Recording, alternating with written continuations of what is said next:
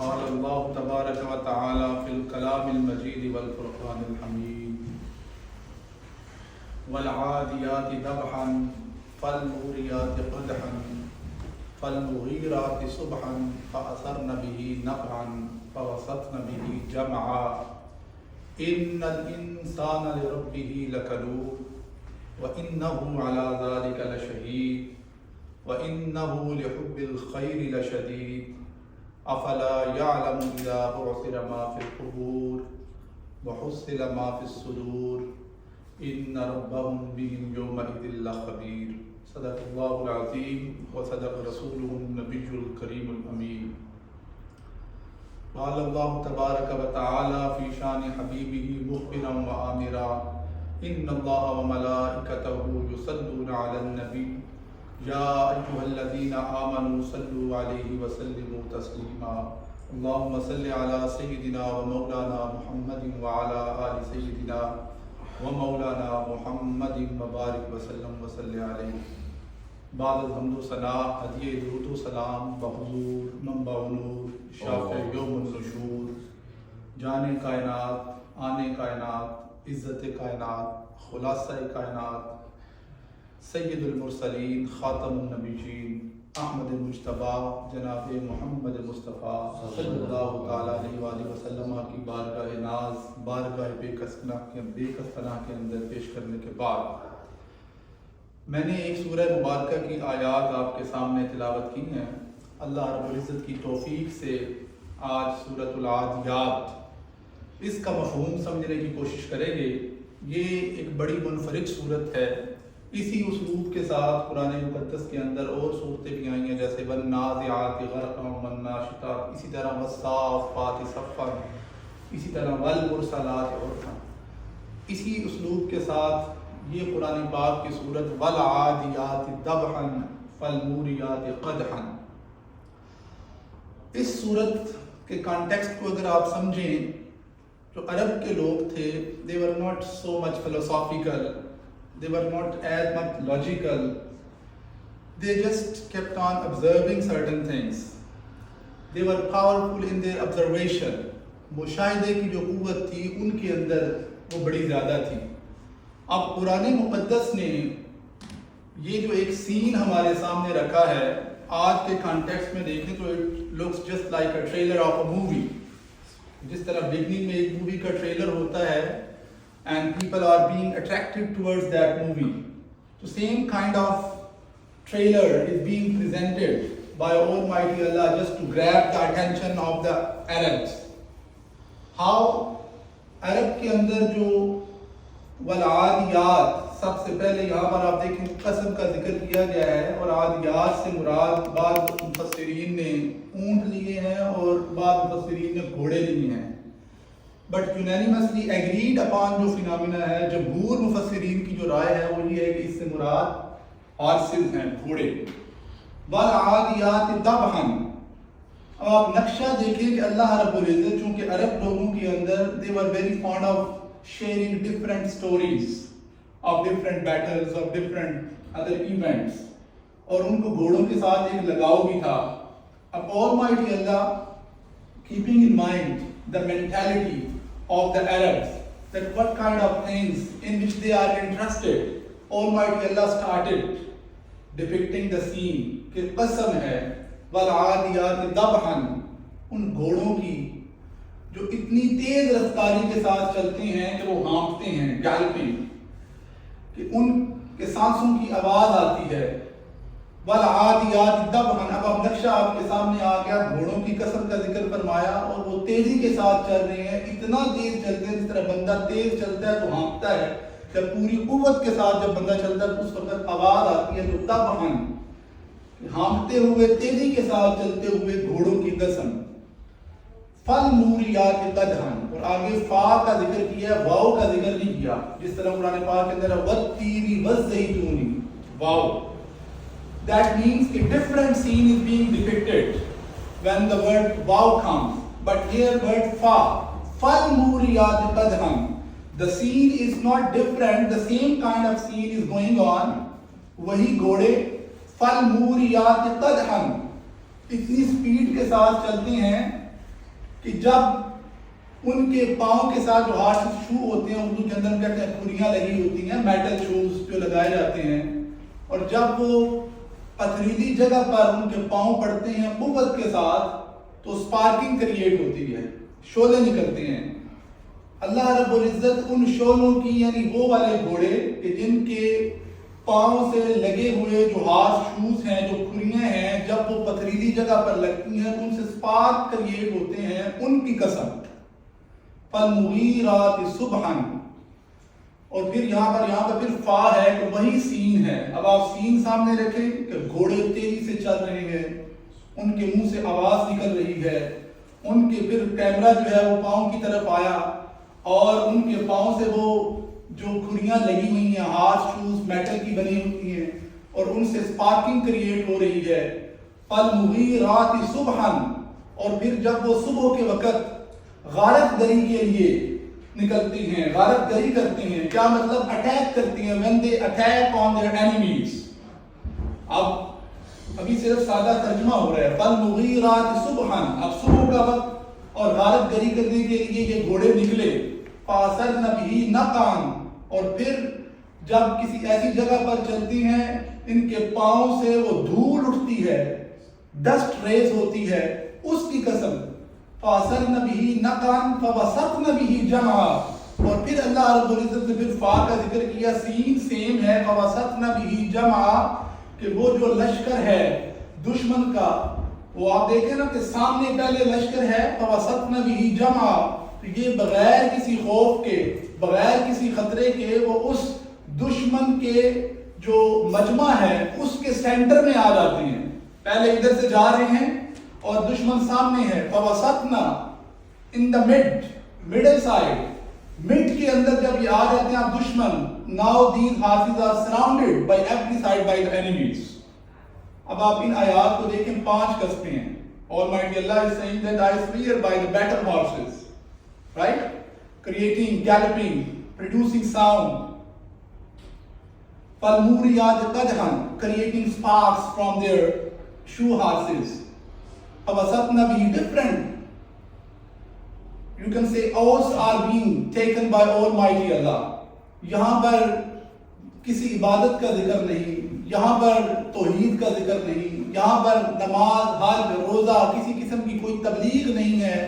Just a scene is being created, just like the trailer movie. And after this, the scene is off. Now, آپ کسی عام بندے کو بھی یہ سنانا شروع کریں تو interest is developed and person wants to know what is the next. What will happen next? As such, now everyone is being attracted. Quran has grabbed the attention of the people. Allah Almighty has grabbed the attention of the people depending upon their mentality. And then next Almighty Allah is giving the message, which is the center of this surah. Innal insana li rabbihi lakanuud. There is no doubt, verily, innal insana li rabbihi lakanuud. Human being is disloyal to his Lord. انسان جو ہے یہ بڑا ناشکرہ ہے. Man being is ungrateful to the Lord. اب ذہن میں سوال پیدا ہوتا ہے، Almighty Allah, when you are going to declare us as an ungrateful, as an unthankful، پہلے گھوڑوں کا ذکر ہے، جانوروں کا ذکر ہے، اور ہمیں یہاں پر ungrateful کہا، unthankful کہا. اللہ نے کہا یہی تو بات سمجھانا چاہتا ہوں، وہ گھوڑے ہیں، ذات کے گھوڑے ہیں، لیکن اپنے کام کی طرف دیکھو. وہ جو ان کا مالک ہے، ان کا آنر جو ہے، وہ ان کو تھوڑا سا کھانا دیتا ہے یا کبھی مالش کر دیتا ہے، لیکن وہ اپنی قوت کے ساتھ اتنا چلتے ہیں کہ سانس ان کی پھولی ہوئی ہے، اتنی قوت کے ساتھ پاؤں لگاتے ہیں کہ سپارکنگ ہو رہی ہے، اتنی قوت کے ساتھ چلتے ہیں کہ اوپر بیٹھنے والے نے تو اپنے آپ کو محفوظ کیا ہوا ہے، لیکن گھوڑے کی گردن نمایاں ہوتی ہے. وہ اپنی جان کی پرواہ نہ کرتے ہوئے، ادھر ادھر نہ دیکھتے ہوئے، یکسوئی کے ساتھ جو اس کے مالک نے اس سے کام لینا ہے اس کے اوپر رضامند ہے اور وہ کرتے جا رہے ہیں، اور دشمن کا بھی خیال نہیں رکھتے بلکہ دشمن کی صفوں کے اندر گھس جاتے ہیں. اور اے انسان، ایک طرف تو ہے کہ میں تیرا خالق ہوں. وہ جو گھوڑے کا مالک ہے وہ خالق نہیں ہے، وہ تو جس پالنے والا ہے، اس کو رزق دیتا ہے. میں تیرا پالنے والا بھی ہوں، میں تیرا خالق بھی ہوں، لیکن تو دیکھ کہ میرے بتائے ہوئے طریقوں کے اوپر کتنا چل رہا ہے. What a comparison, what a contrast which Almighty Allah presented over here. ایک طرف گھوڑا اس کا مالک کچھ کھانے کے لیے دیتا ہے اور وہ اتنی لائلٹی اور اتنا sacrifice, how horse is committed and loyal and determined to fulfill the duties, responsibilities. On the other hand, human beings is showing irresponsibility. حالانکہ انسان کو حکم ہے فَفِرُّوا إِلَى اللَّهِ, اللہ کی طرف بھاگو. اب اللہ المائی ہمیں موقع دے رہا ہے کہ آپ اپنی سیلف ریفلیکشن کریں کہ آپ کس حد تک فَفِرُّوا إِلَى اللَّهِ, اس نے تو اپنی پوری قوت لگا دی. تم اشرف المخلوقات, خلق الانسان فی احسن تقویم, انسانیت کا تاج تیرے سر کے اوپر سجایا, پھر تمہارے اوپر کچھ ذمہ داریاں عائد کی. وہ گھوڑا ہو کر, ذات کا گھوڑا ہو کر اپنی ذمہ داریوں سے غافل نہیں ہے, اور تو انسان ہو کر فرمایا لقنود ہے, غافل ہے. قنوت کے کئی معنی مفسرین نے کیے. ایک معنی جو معروف معنی وہ یہ ہے کہ انسان ایسا ہے کہ جب اس کے اوپر مصیبت آتی ہے, when he faces certain calamities, تو اس وقت ان مصیبتوں کے اوپر واویلا کرتا ہے, اور جب اس کو نعمت دی جاتی ہے تو شکرانے نعمت نہیں کرتا. جب ذرا سی مصیبت آئی تو کہا ہائے ہائے. حالانکہ رب العالمین کی جب نعمتوں کا ہم ذکر کرتے ہیں, ایسی ایسی نعمتیں ہیں کہ ان نعمتوں کا ہمیں احساس بھی نہیں ہوتا. ہمارے منہ کے اندر تھوک ہے نا, تھوک, اس کی مقدار اگر ایک ضرورت سے کم ہو جائے تو ہمیں بولنا بھی نہ پڑے, ہم بولنے سے قاصر ہو جائیں. We won't be able to talk if we don't have the sufficient amount of saliva in our mouth. یہی سلائیوا ہمارے ڈائجسٹو سسٹم کے اندر بھی کام کرتا ہے. یعنی اس کی خاص مقدار کم ہو جائے یا زیادہ ہو جائے تو ہمارا ڈائجسٹو سسٹم, ہمارا ٹاکٹیو سسٹم ڈسٹرب ہو جائے گا. یعنی ہم نے کبھی غور ہی نہیں کیا. اوناسس ایک بڑا ریچسٹ بندہ تھا, اوناسس, تو اس کی یہ جو آئی لڈس تھی یہ خراب تھی. یعنی he wasn't able to open his eye according to his own will. اپنی مرضی سے آنکھ نہیں کھول سکتا تھا. ہم دیکھیں کہ دن میں کتنی مرتبہ we keep on blinking our eyes. ایسے ادھر سے کچھ دن کا آیا ہے, automatically Almighty Allah has put the system our eyes closed. Right? تو وہ اپنی مرضی سے آنکھیں نہیں کھول سکتا تھا, تو ڈاکٹر ٹیپ لگاتے تھے, used to tape their eyelids. اس سے پوچھا گیا کہ کیا چیز کی کمی ہے, اس نے کہا اس چیز کی کمی ہے. اس نے کہا کیا خرچ کرو گے اس کے اوپر؟ اس نے کہا جو مال ہے دنیا کا میرے پاس سب اس بات کے اوپر لگا دوں گا کہ کاش میں اپنی مرضی سے اپنی آنکھیں کھول سکوں. یعنی ہم نے تو کبھی نہیں احساس کیا کہ ہم دن میں کتنی, آپ اپنی آکسیجن کو دیکھ لیں. یہ کرونا کے دن آئے تھے تو اس وقت آکسیجن لوگوں کو خریدنا پڑتی تھی. اگر آکسیجن خرید کر لینا پڑ جائے تو بڑے بڑے جو ریچسٹ لوگ ہیں ان کو بھی پتہ لگ جائے. تو یہ وہ نعمتیں ہیں, آپ لقمہ اٹھاتی ہیں. اللہ رب العزت نے کتنا ہم پر کرم کیا ہے. ہاتھ سے پکڑتے ہیں, ہاتھ بتاتا ہے یہ زیادہ گرم ہے, ابھی ٹھہر جاؤ. ہاتھ ابھی ایک اور سینسر ہے, ناک ہے ادھر, ناک بتا دیتی ہے کہ it is smelly, right, you don't need to eat. یہ اسمیل ٹھیک ہے تو آپ اس کو منہ پھر بتا دیتے ہیں کہ اس کے اندر کوئی ذرہ تو نہیں ہے, کوئی پارٹیکل ایسا تو نہیں ہے which is not eatable, right. یہ سینسر رکھے ہوئے ہیں, اور جس رب العالمین نے اتنا انتظام رکھا ہوا ہے کہ وہ ہاتھ سے تمہیں بتاتا ہے کہ یہ گرم ہے, سرد ہے, پھر زبان بھی ہمیں بتا دیتی ہے, اور پھر سمیلی ہے. رب العالمین یہ چاہتا ہے, اس سسٹم کے ذریعے بتانا چاہتا ہے کہ میں رب نہیں چاہتا کہ تمہارے جسم کے اندر کوئی بدبودار, کوئی غلاظت والا لقمہ جائے.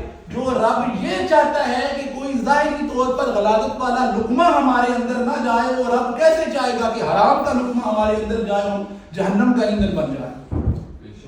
تو یہ رب العالمین کی نعمتیں ہیں. اللہ فرماتا ہے کہ میں نے وَإِن تَعُدُّوا نِعْمَتَ اللَّهِ لَا تُحْصُوهَا. If you start counting the blessings of Almighty Allah, you won't be able to count. اتنی نعمتیں ہیں. اللہ فرماتا ہے کہ اگر تم کاؤنٹ کرو تم نہیں کاؤنٹ کر سکتے. إِنَّ الْإِنسَانَ لِرَبِّهِ لَكَنُودٌ. اور پھر فرمایا وَإِنَّهُ عَلَىٰ ذَلِكَ لَشَهِيدٌ. یہ جو بات میں نے کہی ہے کہ کنود ہو تم, اس کے اوپر you don't need to bring any argument from the outer side. If you just ponder on if you just pay heed, pay attention towards yourself, if you do your self analysis, you will yourself come to know. وَإِنَّهُ عَلَىٰ ذَلِكَ لَشَهِيدٌ. تم بذات خود اس بات کے اوپر گواہ ہو کہ تم رب کا کتنا شکر ادا کرتے ہو. اور اگر تم پہلے گھوڑے والی مثال کو ذہن کے اندر رکھو، اس کو تھوڑا سا دیا ہے اور وہ کتنی وفا شعاری دکھاتا ہے، تمہیں کیا نہیں دیا اور تم کس حد تک شکر گزاری کرتے ہو۔ وَإِنَّهُ عَلَىٰ ذَلِكَ لَشَهِيدٌ، اور پھر فرمایا یہ جو تم ناشکری کرتے ہو، یہ جو ان لائلٹی ہے، یہ جو ڈس لائلٹی ہے، ان فیتھفلنس ہے، اس کی ریزن کیا ہے؟ قرآن نے ریزن بھی بتا دیا، فرمایا وَإِنَّهُ لِحُبِّ الْخَيْرِ لَشَدِيدٌ، اس کی وجہ یہ ہے کہ انسان مال کی محبت میں بڑی شدت اختیار کر چکا ہے۔ ویسے تو ہر قوم کے لیے ایک نہ ایک جو ہے وہ فتنہ ہے، لیکن حضور علیہ السلام کی امت سرکار نے فرمایا مجھے اس بات کا ڈر نہیں ہے کہ میری امت شرک کے اندر مبتلا ہو جائے گی، اس بات کی دنیا کے مال کی محبت کے اندر یہ ملوث ہو جائے گی۔ تو مال کی محبت جو ہے یہ بنیادی طور پر بہت ساری خرابیوں کی جڑ ہے۔ مال کی محبت جو ہے مال کی محبت جو ہے باقی بیماریوں کی جڑ ہے، خرابیوں کی جڑ ہے۔ تو مال کی محبت سے یہ مراد نہیں ہے کہ انسان ایک جو ہے حب ایمانی ہوتا ہے مال کے ساتھ، کہ جب ایسا مال جو آپ نیک کاموں کے اوپر خرچ کرتے ہیں، ایسا مال کمانا عبادت ہے۔ ایک حب شیطانی ہے کہ جس کے ساتھ آپ مال کماتے ہیں اور اس مال کو جو ہے وہ غلط کاموں کے اوپر لگاتے ہیں، یہ اس مال کا یہاں پر ذکر کیا گیا۔ اللہ رب العزت سے دعا ہے اللہ کریم ہمیں سنت العادیات کا نور نصیب فرمائے اور یہ نور ہمارے دل و دماغ مطالعہ